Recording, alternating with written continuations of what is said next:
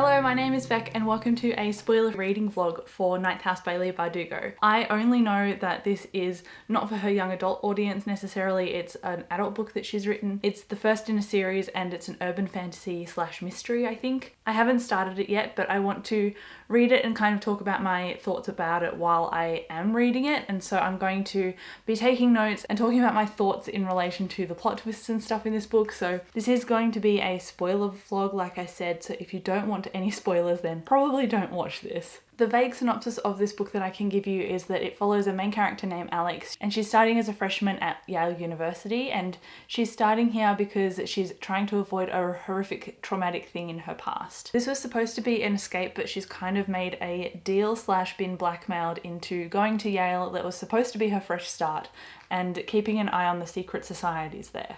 There is apparently a dead girl on campus, and Alex is not content with the conclusion that the police have given, and so she's launching her own investigation. She believes this girl was murdered. And then the last line in this blurb is what makes me think it's urban fantasy as well as mystery, because it says that they tamper with forbidden magic, they raise the dead, and sometimes they prey on the living, and that is regarding the secret society at this Yale University that Alex is going to. So it sounds like something that is totally what I would love, and I'm really hoping that I like this.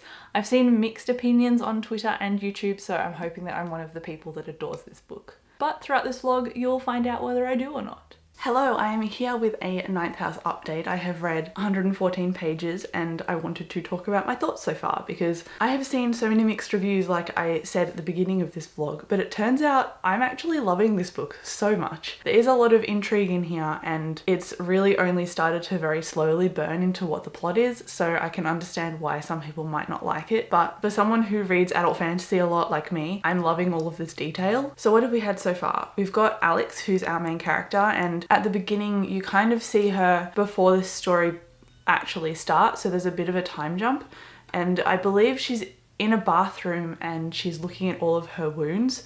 So I don't know if that happened before these events or if this has happened after what we're seeing now and this is all in a lead up to that. And then we've also got Darlington, and he is one of the characters that Alex interacts with a lot. And we're getting flashbacks between Alex and Darlington as Alex is trying to figure out these secret societies because there's more than one, and Alex is kind of left on her own because she doesn't know where Darlington has gone. And he seems like a fairly cool stand-up character who is pretty well off and knows his stuff, so the fact that he's disappeared and she's just pretending that she knows where he is for the sake of keeping everyone else calm, I'm a bit suspicious because I don't know what he's done or what's happened to him. Hopefully he's still alive by the end. I hope he's still alive. What else am I loving? I'm also adoring the ghost aspect of this because Alex is now part of the secret society and she's joined it by accident. It's kind of her job to help monitor things and make sure the rituals that they do don't go wrong. And at the beginning of this book, it was a fairly gruesome scene where they're operating on somebody in a ritualistic way and pulling out his organs, and he's still alive while they're doing this and he's not really aware or consenting to the fact that they're taking organs out of him. And he is obviously under anesthetic and he won't know that they've taken anything until potential medical dramas in the future, because from my understanding they steal patients, but I don't know if it's from the local hospital or what, but I know that they take bodies of living people and I know that it's not consenting. Alex is very sick at this, and if you're reading it, it was a fairly gruesome kind of gross scene, so I can understand the themes in this being very dark and why it would turn a few YA readers off. As someone who reads adult, I'm pretty accustomed to stuff like that, and I also don't have any triggers, so it's fairly easy for me to pick up a book like this, but I'm gonna try and list all of the gruesome dark things and which chapters they're in down in the description so you can go and have a look. And I'll try and do that as best I can without too many spoilers. We'll see how that goes because I'm gonna have to flip back and forth and figure it all out. So I might miss some, but it's gonna be a rough guide. But anyway, I think I was talking about the ghosts. So Alex has seen ghosts for her entire life, and because she's seen them in colour and not in grey like the other characters in this book, she's had particular traumas associated with them. They've just constantly followed her around. They're attracted to life and they're attracted to emotion, and so as someone who is very fearful and can also see them, she's made herself a little bit of a target. Combine that with the fact that nobody else can see them and she just looks hysterical, so she has gone down the path of, I believe, being addicted to drugs, because it's talked about her and I don't know if it's her lover or her crush or a girl who was just her friend, but it looks like Alex was found in a circle with this girl, both of them naked at a crime scene, and they were both on drugs, and you don't know what has happened in between that phase of the book, because Alex is obviously traumatized by it. She's got a ton of tattoos, and you don't get the sense that she got them willingly, because Darlington did this cool spell to cover them up and she was relieved that they were gone. So there's a lot of mystery surrounding Alex, and I can't wait for her plot to unfold more because I'm really interested in what's going on in her past. And there is also the mystery aspect. The girl who is mentioned on the blurb of this book, so on the back of this book, there is a body that's found. And Alex goes through the routine of what she's expected to talk to the police officer as a representative of the secret society at Yale. And they've got all these code names and stuff so they understand the context. But Alex uses this cool compulsion coin, and she's only got 2 of them. She uses one on the autopsy guy in the van to find out more about the body, and from there she's not satisfied with what the police have said. And that, I guess, spirals into what becomes the rest of the book, because it's mentioned on the blurb, so it's got to be important. So for that to only happen close to 100 pages in, I guess it kind of is a slow burn, but at the same time I've been interested in everything that's happening the entire way, so I don't know if I want to describe it as a slow burn.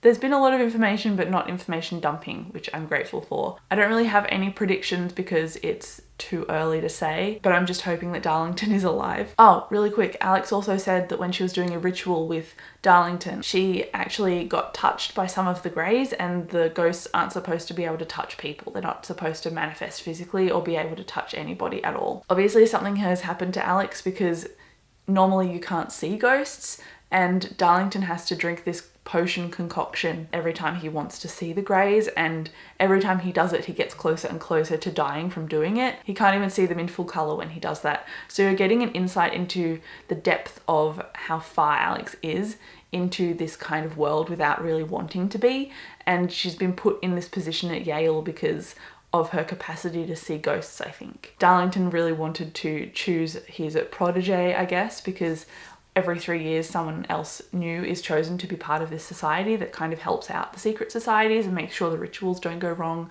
or awry. And Darlington didn't get to choose, and he got lumped in with Alex, so I like that they're grudgingly getting along with each other as well. I think that's a trope that I like a lot. Hello, I am on page 360 of Ninth House, and I have some thoughts to share because I'm planning on kind of live reacting to certain things as they get revealed, because I'm on chapter 25 and I was told from chapter 25 onwards it's kind of like a big string of reveals and plot twists, and I'm so excited to read that. So I have a few things to talk about since I last updated as well. I loved that we found out about Alex's past, because that's the thing that I've been waiting to find out. I kind of understood from the little hints that Leigh Bardugo has dropped along the way that Alex was definitely involved in the murders of these drug dealers that she was kind of in league with, but I love how they happened. Helly possessing her so that Alex had the strength to kill all of those people. Oh my god, when I was reading that. And it also makes me really happy that the Greys have haunted her basically her entire life, and so when she was like, I'm going to take that power back whether they like it or not and use them for their strength, I was like, yes. And also I have a couple of predictions. So Darlington keeps getting mentioned, and we've finally been told how he disappeared. So he actually found out Alex's secret, which is that she killed all these people. Even though they were bad people and they ended up murdering Helly, and Alex was basically getting revenge. Obviously murder, not a great thing, and Darlington was likely going to tell somebody, and so when that portal opened and sucked him through, Alex didn't speak any words of protection and she didn't save him. And I was like, I really don't want Darlington to be dead. And North the ghost, or the bridegroom ghost, he said that Darlington isn't on the other side, so I'm assuming Darlington isn't dead and he's going to come back, and the ritual that they're going to do in the next couple of chapters will answer those questions. But I'm convinced that Darlington is somehow going to come back, because if this is part of a series, then it doesn't make any sense that a character that Leigh Bardugo has spent so long building up, like the most of the book building up, will be gone. So I think he'll come back, but he might come back changed. So that's one of my predictions, that Darlington will come back, but he'll come back changed. Hopefully not too much, because I really like Darlington. He's probably one of my favourite characters ever. My other prediction is that Dawes, the girl who keeps helping Alex, and she's kind of Darlington's assistant, I guess. She heals Alex whenever Alex gets into trouble, and she's studying her PhD and doing this job on the side kind of thing. And she keeps getting frustrated at any interruptions from Alex or any interruptions from the supernatural that she has to fix because she's trying to do her thesis and trying to do her readings and stuff. So I don't know if she's just there to be the girl who's a friend, because I like female friendships in books and I like how they can be just casual and supportive and a thing that's there, because I see girl versus girl hate very often in books and that kind of forms the basis for a plot, and that hasn't happened here, which I really appreciate. But I'm also wondering whether Dawes is actually part of this plot that we are slowly unveiling. And even though she seems to be working with Alex and with Turner the cop, I'm wondering if she actually knows something that she's not really telling us, or if she's just being conveyed as she is. It'll be interesting to see if she's been involved or not, because I'm kind of on the fence about her. I'm hoping that she's not involved and that she can carry on into the sequel of Ninth House and hopefully be good, because I like her addition to the book. I feel like if I was a character in a book, I would be Dawes. I think all of us would be, because we're kind of like bookish and studying and wanting to be involved, but not in the death part and the danger part, just in the fixing the problems part. So I really like her character. I also really like the buddy cop dynamic that has formulated in the last chapter or so. So like around chapter 24 and 23, Alex has become part of the investigation because Turner saw somebody use magic, and now he's like, oh, I have to involve Alex. So he has no understanding of magic and Alex does, which is why they're kind of partnering up together. And I just love that trope of like the rogue, in this case Alex, who partners up with the detective who knows nothing. And that really helps me as a reader, because all of the questions that Turner is asking about magic, I don't understand either. So it gives Leigh a basis to actually give the reader some answers, which I like. So I can learn a little bit more about the societies. For example, there are 8 of them and I didn't realize that. And I like how magic has been used specifically in relation to drugs, and that's what they're investigating. The trafficking and dealing of this drug, but you don't know what society it's come from. And that's why Tara has been murdered, because she was directly involved. Oh, it's such a good plot. I'm finding it really hard to predict, and that's what I love in a book. And I also wrote down a quick note before I finished chapter 24, because Alex has just borrowed Mercy's clothes as a front for a job interview, but really she was going with Turner to investigate and interrogate this suspect that they've got. And so I want the involvement of her friends to be something else. I want something under the surface to be unveiled, but I think if it's going to be a sequel, some semblance of structure has to remain from the first book, so potentially they're just going to be friends, which I'm also fine with. I like having a friend like Dawes that is in on the magic, and I like having friends who aren't in on the magic like Mercy in Alex's life. So you kind of get a balance of both, and you get a sense of her kind of double life. And I think that's all I have to say for the moment. It's been a while since I updated, so I can't remember exactly what I said in my last clip, but a lot has been revealed in terms of magic and Alex's past and where Darlington might be and the portals that are happening and the society and pushing the boundaries of what they want with their magic and their control over magic. I'm just really liking this book so far, and I'm really hoping that the ending surprises me, because this is probably going to be a 5-star book. I'm really liking it. So many people I've seen have said it's really slow, but I feel like those are people who don't really read much adult work, because this has just been perfect for me. It's been paced so well, and there's been such an interesting mystery element combined with the unveiling of different kinds of magic and how Alex reacts and responds to that. And I like how Alex is very rogue. She's a killer, and that's what she's most worried about getting out, but she's kind of made peace in the end of chapter 24 with wanting Darlington to come back, because he made a promise to her that he would protect her from the darkness. And I just love their dynamic so much, and their flashbacks are really giving me life. So it's gonna really upset me if Darlington doesn't come back. So I'm in denial that he's gone for good, because he's got to stay.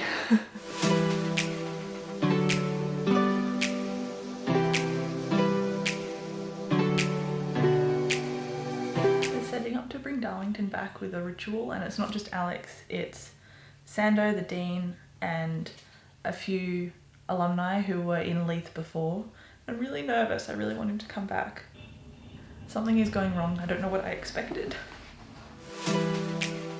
Someone is using a garbage truck or a recycling truck or something just as I'm trying to film. Why does this always happen?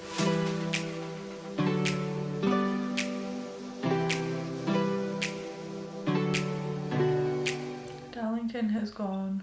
Apparently he was eaten by a demon, and now I'm sad.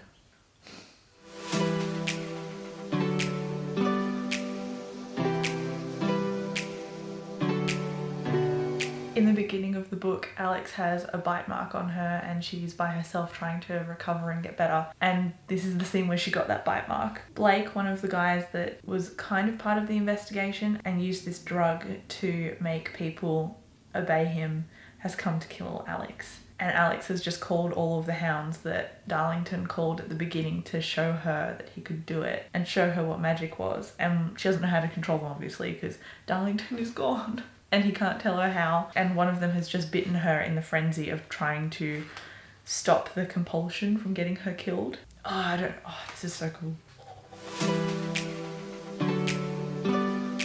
Dawes saved Alex! Yes! Okay, so my prediction of Darlington was wrong, which makes me sad still. But my prediction about Dawes and her potentially being involved more deeply than I thought was kind of right, because the plot has just made her defend Alex and attack Blake, the jock who was using the drug to make people compliant. And Alex is like, you killed a predator.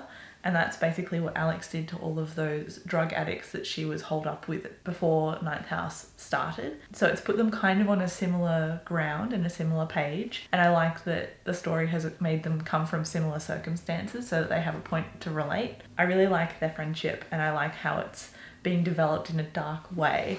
So I was right that Dawes had something coming. So I'm glad that I made a kind of correct prediction about this book that's surprising me.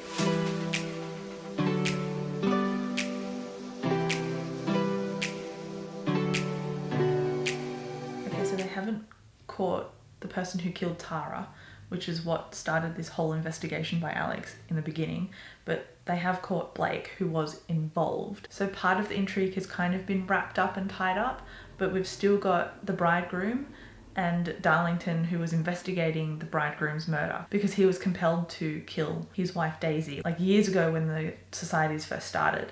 So I'm thinking that's somehow linked, but I just don't know how. And so we finally got Alex and Dawes and Dean Sando and Turner the cop all in the same room, and that's why this has kind of started to tie up. But I've got like 60 pages left, so something is going to go down, and I really hope it doesn't end on some kind of cliffhanger. I hope it's mostly resolved because I really want to find out who killed Tara. Yeah, the mystery of the gloomer hasn't been solved. So Alex was attacked by this creature and she doesn't know who sent it. It could either be Scroll and Key, the society, or Manuscript, which is another society. So Kate Masters and Colin are connected to these societies. So they're potential suspects because they were dealing the drugs that Tara was helping to sell, but neither of them nor the societies are being held accountable. So Alex has basically taken the fall and almost been killed like 3 times, and none of the societies are taking responsibility or getting charged with any of these crimes. It's all going to be swept away and covered up, and Alex doesn't want that to happen. So she is going to now escape from the hospital and figure it out. So she's going full rogue and I'm really living for it.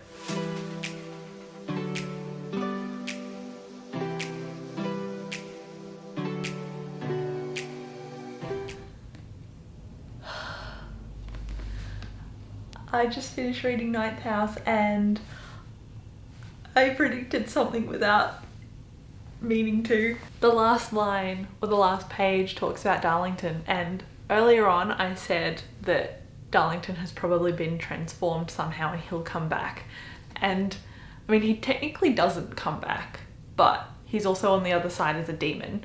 So does that count as a prediction? Because I'm gonna take that as a prediction. Darlington isn't dead and I'm so happy. I'm so happy, I'm so happy. Okay, this is definitely a sequel because it ended on a cliffhanger like I didn't want it to, and now I have to wait like 2 years for the next book. I like that the ending of this with the killer wasn't just one person, like it was 2-pronged. The Dean and, oh, what's her name? Bellbalm. I like how it was 2. And I like how the murder was also connected, like the serial killer murders, to the devouring of souls. That is awesome. Oh my god, this book is amazing. Okay, my overall thoughts are basically 5 out of 5 stars. This was incredible, and even though it kind of had a very, I want to say slow burn, but I don't think it's slow burn. It had a gradual build and something was happening the whole time, so I was always entertained, even though it wasn't necessarily pertaining to the main story, like Tara's murder and the ghost of North, or the bridegroom ghost. So I feel like Alex's backstory, the bridegroom ghost, and Tara's murder were the key parts of this story, but I like that Darlington was an extra section of the story, and I like that Alex and her mum and her friends were another part of the story as well, because closer to the end, after they do that ritual for finding Darlington, which is actually compromised by the Dean Sando, who is the murderer, after that ritual you get to meet Mercy again, who is one of Alex's friends, and she and Alex's mum come to help look after Alex after like 2 or 3 weeks after that ritual. So it was really nice to see that Alex had a cool support network, and I like that Dawes was there for her as well, even though closer to the end she kind of had to go and rest and recuperate. Man, I just really like this book. This was awesome. I am so excited. This is one of my rare 5-star reads this year, so I'm really glad that I ended up finishing it. It's taken me a little while, but this is definitely well worth the read. And I think that concludes this vlog. So thank you so much for watching. If you've read Ninth House, please talk to me in the comments, because I'd love to discuss your favorite characters and your favorite parts of this book, whether you predicted anything like me or whether it was predicted by accident in terms of me guessing that Darlington was there but changed. Thank you so much for watching this vlog. I can't wait to chat to you in the comments, and I'll catch you in my next video. Bye.